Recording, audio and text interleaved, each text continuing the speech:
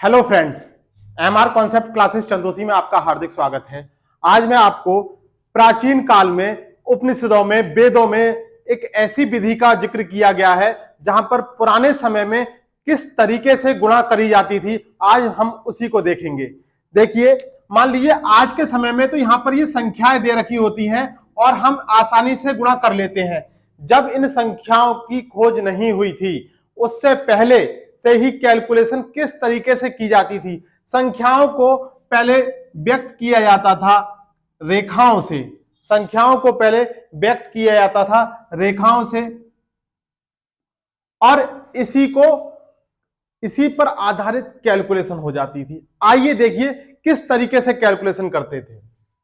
जैसे हमने यहां पर लिखा है 12 की मल्टीप्लाई 13 से, तो 12 के लिए क्या करा जाता था, कुछ इस तरीके से रेखाएं खींची जाती थी। ये हमने क्या लिखा 12 और मल्टीप्लाई करनी है 13 से, 1 13। कहने का मतलब यह है कि हमने यहां पर 12 और 13 की मल्टीप्लाई करेंगे तो आंसर कितना आएगा। इन पॉइंटों को गिनिए, 1 2 3 4 5 6, इनको गिनिए 1 2 3 4 5 और इसको गिनिए 1। यानी 12 और 13 की मल्टीप्लाई करी तो आंसर आया 156। देखिए किस तरीके से आया।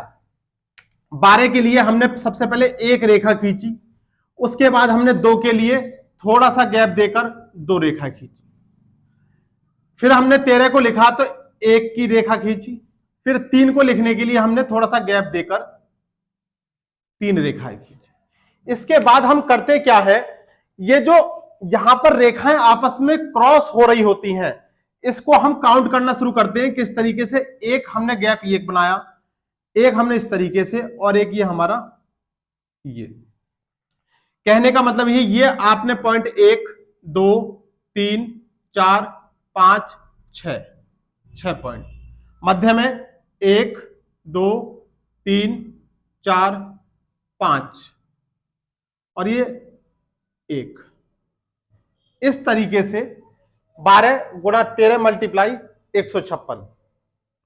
आइए एक एग्जाम्पल और लेते हैं।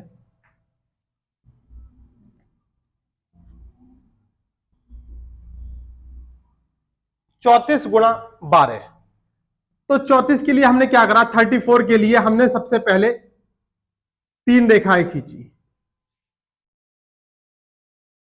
उसके बाद थोड़ा सा गैप देकर 4, फिर 1 रेखा और ये 2 रेखा। इस तरीके से विभाजन जब हमने किया तो कुछ इस तरीके से विभाजन होगा। अब हम इनको काउंट करेंगे, 1 2 3 4 5 6 7 8,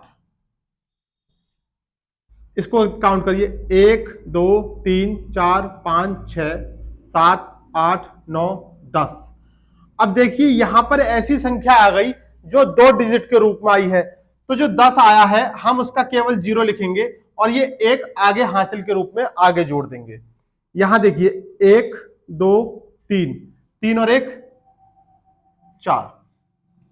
इस तरीके से आप किन्हीं भी 2 संख्याओं की, 3 संख्याओं की आपस में गुणा कर सकते हैं। आइए एक एग्जाम्पल और देखते हैं।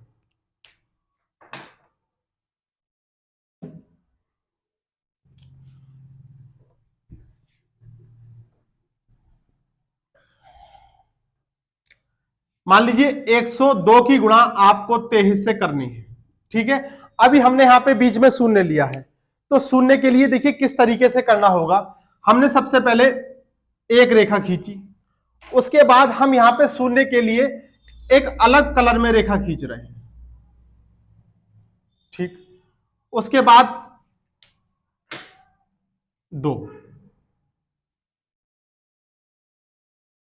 फिर ये वाली 2, थोड़ा सा गैप देकर 3 कट, 3 रेखाएं खींच दी। अब यहां पे क्या करना है, देखिए आपको सबसे पहले विभाजन करना है, इधर का ये काट दिया, इधर ये काट दिया, इसको इसके साथ, इसको इसके साथ जब ये मिलाया तो देखिए क्या आंसर आएगा, 1 2 3 4 5 6। अब देखिए ये वाली जो हमने लाइन खींची थी जीरो की थी, तो हम इनको काउंट नहीं करेंगे, इनको काउंट करेंगे, 1 2 3 4, ऐसे ही 1 2 3, ये ग्रीन पर कट हो रहा है तो यहां पर 3।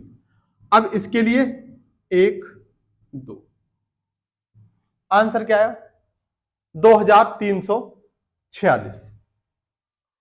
कहने का मतलब यह है कि जब हमारे पास संख्याओं की खोज नहीं हुई थी, उससे पहले से गुणा की विधि वेदों में और उपनिषदों में इसका जिक्र किया गया है कि किस तरीके से कैलकुलेशन की जाती थी। आज मैंने आपको ये दिखाने का प्रयास किया है।